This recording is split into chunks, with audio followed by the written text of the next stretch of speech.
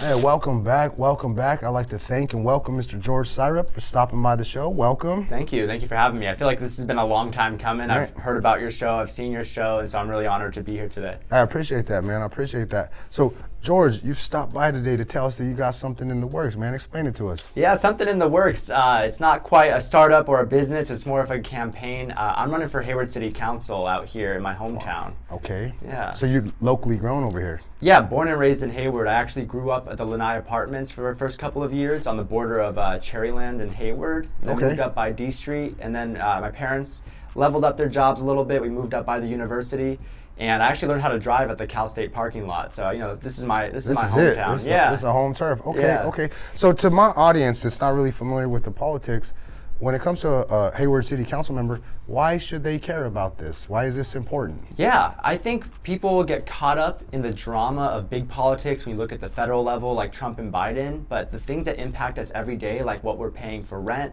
the responsiveness of our emergency services, whether or not our schools stay open, I mean, a lot of that stuff is decided at the local level. And it's not as exciting because there's not as much money back in it, so you don't see it on the news that much. But these decisions that are made at city council or at the school board level, they affect our everyday lives. And so that's why I started paying attention to local politics. That's why I got involved in local politics. And that's why I think folks should care about it. Man, okay.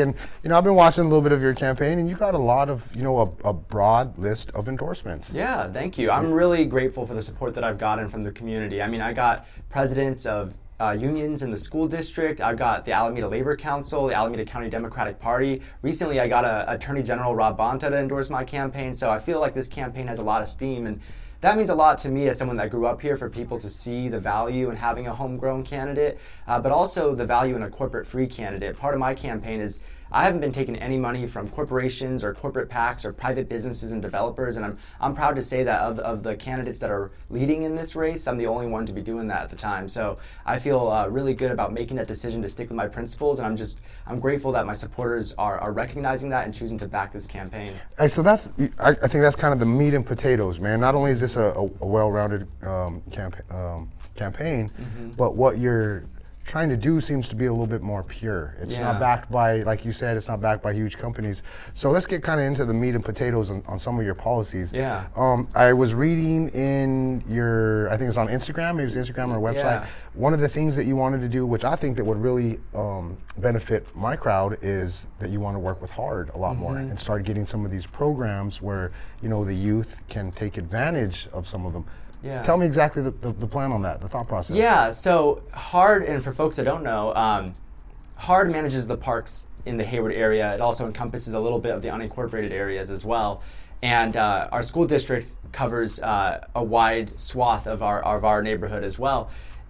The city manages city resources, the school district manages school resources, and our park district manages park resources. And so they all kind of have their own focuses. My goal, if I'm elected, is I want better coordination, because we all have resources, we all have budgets, and I don't see why the city should be doing something that the park district can take care of or that the school district can take care of. And so what I'm hoping to do is coordinate better. I think a lot of the times we'll see an empty lot and someone could say, oh, let's make that into a park.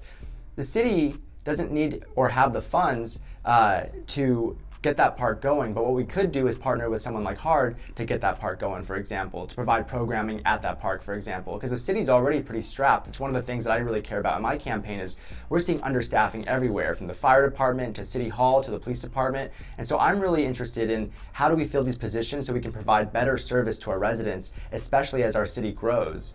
And part of that is making sure that if there's things that the park district can take care of, they're taking care of it. So if I'm elected, I really want to make sure that we're partnering with HARD or the Hayward Unified School District to help them focus on the things that they do best so the city can focus on what we do best. It's really the financial waste. Is that what you're saying right there? There's I'm not trying to be too hard on anybody, but I think there's a financial argument to be made here where the city shouldn't be spending on things that it's not an expert in or doesn't have trained staff on. And if we can partner better with our local agencies, we should be doing that. Man, okay. And I think that's important because there's a lot of parks, a lot of open space in Hayward where, I'm gonna be honest, if we took advantage of a lot of that stuff, maybe some of these kids that sometimes get in trouble if they're at these parks doing stuff, they might not be in as much in trouble.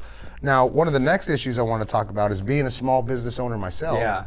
You said, when we hear about regulation, we often hear like, oh my God, the rules, regulation on a small business, boo, negative, I don't want any of that.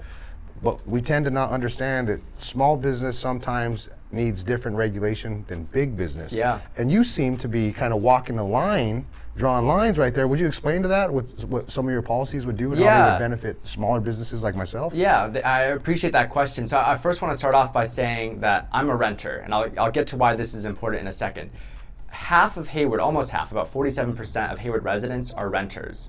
And if elected, I would be the only renter on council. So when you talk about representation, I mean, don't you think that half the city deserves a seat at the table, at least one seat at the table? And so I told you I was going to connect it. A lot of small businesses are renters too. And what folks don't realize is that a lot of times when we push for things like rent stabilization to keep the price of living from going up so people get forced out or our neighborhoods get gentrified, we oftentimes ignore the small business community that's renting too. And as an example, I talked to a dad he's a parent of 2 kids down at Glassbrook Elementary. He runs an auto body shop with his cousin down in South Hayward. Their rent doubled from $4,500 a month to $9,000 a month. And so when we talk about protecting small businesses, one way we could do that is by making sure that they don't have to work twice as hard for the same cost. We can find ways to make sure that they can stay in Hayward and provide for their families, make sure their kids can still afford to attend our schools. That's how you look after small businesses. You can give them a small grant here or there, but if you just give them $10K and their rent has doubled in a month, that $10K is gone. That month. And there you go. So I'm trying to find ways to protect small businesses and keep them in Hayward, because I don't want to see us get gentrified. I don't want to see our businesses wiped out. I don't want to see the families that built a name for themselves here have to leave. And not just for the small businesses, but for the residents too. One of the reasons I think it's important that our renters on council is, as someone that was born and raised here, folks that I grew up with, they're moving out. They're moving out of state, or they're moving in with their parents, and some of them are experiencing homelessness, and I just think that that's unacceptable. I'm trying to keep Hayward home. That's the goal of this campaign. So I don't know if when it comes to like rental protections for residents, Hayward's kind of known for pretty good. I think there's a couple loopholes that landlords could step by on. Is there any plan for renters for home renters? Yeah. So are you talking about folks that are paying their mortgages, or folks that are paying rent in a single family home? Paying rent for a single family home. Yeah, I mean, I would like to see stronger rental protections on folks that are in a single family home. I'm not trying to go after the mom and pop landlords that maybe have 1 or 2 properties and they're depending on that for their retirement. Right. I know the market's hard out there, but there are a lot of corporate landlords that own tons of properties in our area. Apartment complexes and a portfolio of single family homes. And I want to make sure that they're not able to surprise their tenants with a random rent increase and push them out of their community. I kid you not, this past week, I just got a text message from my landlord, hey, by the way, your rent's gonna go up $275 starting next month. All right, well, my wages didn't go up by $275 a month, so I gotta figure something out now, right? And so when people ask me, why are you running? Why don't you wait your turn? For me, this is a matter of survival. And I think that's why it's important this perspective is at the table, not just as a renter, but as a young person in Hayward, because I don't know how much longer I can afford to be here. And that's why I'm running. I don't have time to wait my turn, because my turn might not come in Hayward. It might come in some other place, because I'm getting to that age, maybe I want to buy a home, maybe I want to start a family, but I can't afford to do that here. And that's why, if you look at the most recent housing element, where the city makes plans for where to build and how much to build, the median age, the standard age in Hayward has gone from 31 to 35. Our city's getting older. Because by the time I have a down payment, it's not going to be for a home in Hayward. And how am I even supposed to save for a down payment out here? It's like just to move in on rent, you need like a $9,000 down payment just to move in to rent a place. To buy a home, you need anything $1 million.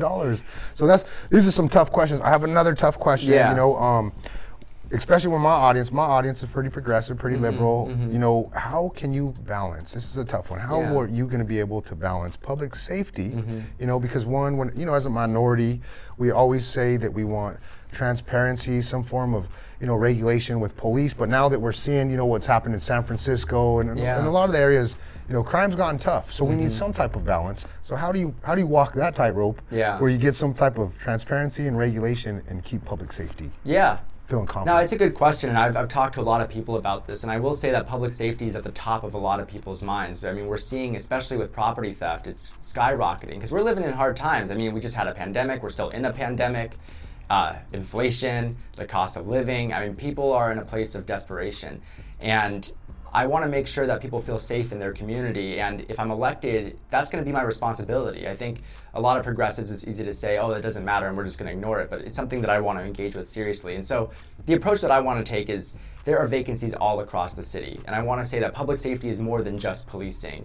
And so I'm invested in making sure that we are staffing multiple services across the city. Because if we're only focused on policing, that's our response to symptoms. We also need to focus on social services and, for example, the fire department, which hasn't had staffing grow in almost a decade despite our population boom. So we talk about public safety. I don't think anybody wants an understaffed fire department either. So what I'm interested in is taking a look at how many vacancies we have and making sure that we're budgeting in a more balanced way so that we're not just responding to the symptoms of crime, but we're also staffing to treat the root causes like poverty, desperation, and making sure that our social services are well funded too. Man. I sit on the Community Services Commission, and we've had about the same amount of money for the last 5 years to address a growing group of requests from different nonprofits looking to service vulnerable populations in Hayward.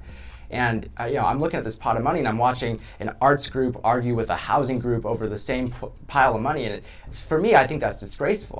There's no reason that both of these essential services that our community needs should be fighting over a small pot of money. So I'm trying to grow that pot, and I'm invested in being a leader that isn't just trying to administer the funds that we already have, but working with county and state partners to bring more funds back down to our community so we can actually afford to fund these services. I threw some curveballs at you right there, man. But no, I like that. I respect that and I appreciate that.